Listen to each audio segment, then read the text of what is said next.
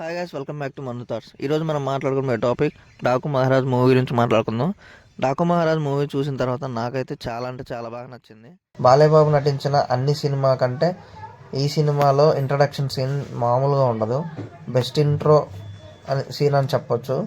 ఆయన ఉన్న ప్రతి సీను, ఆయన చెప్పిన ప్రతి డైలాగు భలే ఉంటాయి. ఆయన ఏజ్కి తగ్గట్టు పడిన రోల్ ఇది. ఫస్ట్ హాఫ్ బాగా అనిపించింది. డైలాగ్స్ బాగా రాశారు. క్లాసీగా ఉంది. కొంచెం మాస్గా ఉంటుంది.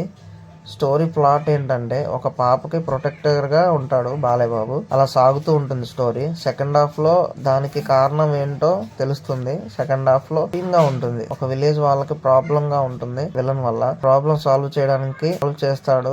వాళ్ళ దృష్టిలో హీరో అవుతాడు. ఏంటంటే విలన్ తప్పించుకుంటాడు. లాస్ట్ లో విలన్ గురించి తెలుసుకుంటాడు, రివెంజ్ తీర్చుకోవడానికి. తెలుసుకున్న తర్వాత రొటీన్ గా ఉంటుంది స్టోరీ. తర్వాత ఏం జరుగుతుందో తెలిసిపోతుంది మనకి.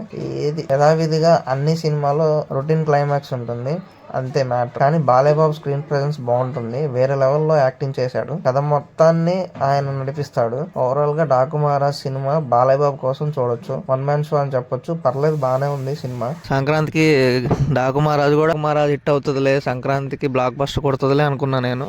బట్ కానీ ఈ సంక్రాంతికి బాలయ్యబాబు కొట్టలేకపోయాడు. ఈ సినిమా మీరు చూసినట్లయితే మీకు ఎలా అనిపించింది?